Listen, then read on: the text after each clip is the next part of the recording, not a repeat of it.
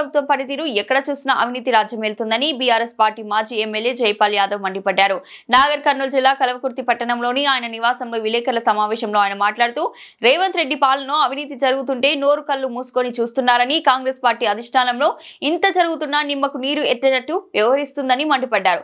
42% reservation కావాలంటే ఢిల్లీలో అఖిలపక్ష నాయకులను తీసుకుని రాష్ట్రపతి ఆమోదించడానికి ప్రయత్నించాలని, బీసీలను మోసం చేయడానికి ఇలాంటి కార్యక్రమాలు చేస్తున్నారని పేర్కొన్నారు.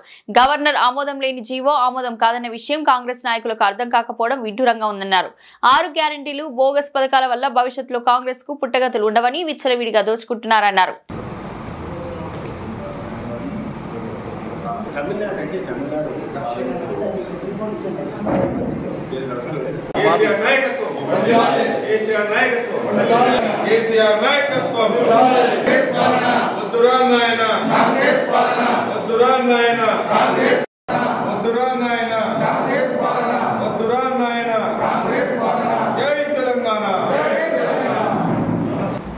కాంగ్రెస్ హామీ ఇచ్చినటువంటి పథకాలు అమలు కాలేనందున మా పార్టీ తరఫున ఎన్నికల హామీ కాంగ్రెస్ ఇచ్చినటువంటి హామీల పైన కాంగ్రెస్ పార్టీ కార్డ్ అనేది స్పష్టంగా మా రాష్ట్ర బీఆర్ఎస్ పార్టీ దాన్ని రూపొందించడం జరిగింది.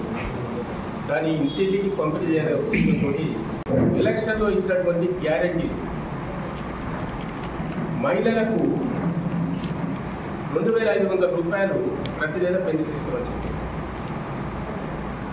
ప్రతి మహిళ కూడా మేజర్ అయినటువంటి మహిళకు 2500 రూపాయలు చొప్పున పెన్షన్ ఇస్తామని చెప్పి,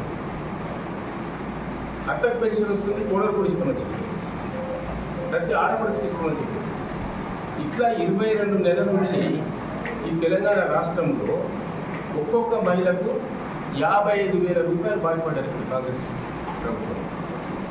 2,500 రూపాయలు చొప్పున ఈ 22 నెలలకు 55,000 రూపాయలు బాధపడ్డారు. అదేవిధంగా వృద్ధులకు పెన్షన్, తాతకు పెన్షన్ వస్తే మేము అవ్వకుండా పెన్షన్ ఇస్తామని చెప్పి, ఆ పెన్షన్ కూడా 2,000 రూపాయల నుంచి 4,000 ఇస్తామని చెప్పి, అట్లా 22 నెలల నుంచి ఒక్కొక్కరికి 1,32,000 రూపాయలు బాధ్యత. తాతకు పెన్షన్ వస్తే అవ్వకుండా ఇస్తామని చెప్పి, టీఆర్ఎస్ గవర్నమెంట్ ఇవ్వలేదు, మేము ఇద్దరికి ఇస్తామని చెప్పి, ముసలాయికి ఇస్తాం, ముసలామకి ఇస్తామని చెప్పి, ఆడపడుచుకు 2,500 రూపాయలు ఇస్తామని చెప్పి, ఇట్లా ఒక్కొక్కరికి 1,32,000 రూపాయలు బాధ్యత. అదేవిధంగా దివ్యాంగులు మా ప్రభుత్వం ఉన్నప్పుడు 4,000 ఇచ్చేది, మా ప్రభుత్వం వస్తే 6,000 రూపాయలు ఇస్తామని చెప్పి, ఈ 6,000 రూపాయలు ఇస్తామని చెప్తే 22 నెలలకు 44,000 రూపాయలు ఒక్కొక్కరికి పడిపడ్డాయి. 44,000 రూపాయలు ఒక్కొక్క దివ్యాంగులు. అదేవిధంగా కళ్యాణ లక్ష్మి మేము 1,00,000 రూపాయలు ఇస్తాం. 1,00,000 రూపాయలకి మీకు తులం బంగారం పెట్టవాలి. ఇప్పటికీ 22 నెలల కాలంలో 33 లక్షల మంది పెళ్లిళ్ళయ్యాయి. 33 లక్షల మంది పెళ్లిళ్ళయ్యాయి.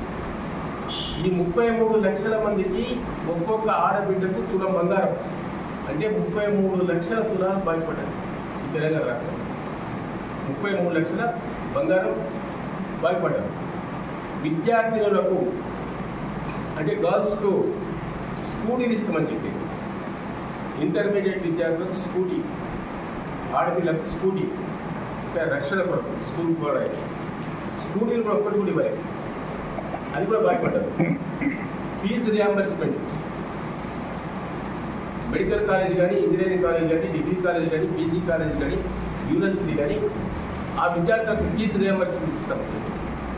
ఈ విద్యార్థులకు 8,000 కోట్ల రూపాయలు పైన ఇచ్చినటువంటి పేరు ఏంటంటే కాంగ్రెస్ ఎన్నికల హామీ ప్రజలకు పడ్డ బాకీ కార్డు 22 నెలల పాలనలో అని చెప్పి తయారు చేసినాం. ఓటు కోసం మీ ఇంటికి వచ్చే కాంగ్రెస్ నాయకులను నిలదీయండి, ఇది పట్టుకొని మా ఇంటికి కార్డు ఇస్తున్నాం. ఈ కల్వకుర్తి కాన్స్టిట్యున్సీలో 1,20,000 ఇళ్లకు కుటుంబాలకు ఈ కార్డుల పంపిణీ చేస్తాం. ఈ కార్డులు పంపిణీ చేస్తాం. మా కార్యకర్తలు కూడా ప్రతి గ్రామంలో, ప్రతి వార్డులో, ప్రతి పట్టణంలో, ప్రతి మున్సిపల్ వార్డులో మొత్తం కూడా ఈ కార్డు మొత్తం కూడా పంపిణీ చేస్తున్నాం. ఈ ఎన్నికల్లో మాత్రం దీన్ని ముఖ్యమంత్రి, మంత్రులు వాళ్ళ పార్టీ, వాళ్ళ నాయకులు, వాళ్ళ ఎమ్మెల్యేలు, వాళ్ళ పార్లమెంట్ సభ్యులు, వాళ్ళ శాసనమండలి సభ్యులు దోచుకోవడం దాచుకోవడం తప్పిస్తే ఇక వాళ్ళకి వేరే కార్యక్రమం లేదు. రెండే కార్యక్రమాలు, రెండే పాయింట్స్ వరకు, రెండే సూత్రాలు: దోచుకోవడం, దాచుకోవడం. ఎక్కడ చూసినా అవినీతి ఏమైంది. ఎలక్షన్లు అప్పుడు వచ్చి ఇప్పటికి వచ్చి హామీలు ఇచ్చి, గ్యారెంటీలు ఇచ్చి, డిక్లరేషన్ పెట్టి 426 420 పథకాలు పెట్టి ప్రకటించి ఈరోజు ప్రజలు మొత్తం కూడా ఇంత అన్యాయానికి గురి చేసినట్టే ప్రజలు క్షమిస్తారా అని ఒకసారి నేను మీ ద్వారా కాంగ్రెస్ నాయకులు, కాంగ్రెస్ ప్రభుత్వాన్ని, కాంగ్రెస్ హైకమాండ్ ఏఐసిసి కూడా ప్రశ్నించాలని ఈ సందర్భంగా తెలియజేస్తా ఉన్నాను. ఎన్నికల షెడ్యూల్ ఇచ్చేసి ఎట్టిస్తారు? షెడ్యూల్ హైకోర్టులో కేసు నడుస్తుంది, షెడ్యూల్ ఎట్టిస్తారు? ఏ కూడా కదా 42% మేము డిమాండ్ చేస్తుంది. 42% కామారెడ్డి డిక్లరేషన్ చెప్పినో రాజ్యాంగ భద్రత కల్పించిన తర్వాతనే స్థానిక సంస్థల ఎన్నికల కోసం ఈ 42% పూర్తి భద్రతతోటి మీకు బీసీలకు అందజేస్తాం అని చెప్పి మన ఢిల్లీకి పోయి తూతు మంత్రిగా ధర్నా చేశారు. ఒక ప్రధానమంత్రి కలవలేదు, ఒక రాష్ట్రపతి కలవలేదు, కేంద్ర మంత్రి కలవలేదు, పార్లమెంట్కి వెళ్ళలేదు, చెప్పలేదు.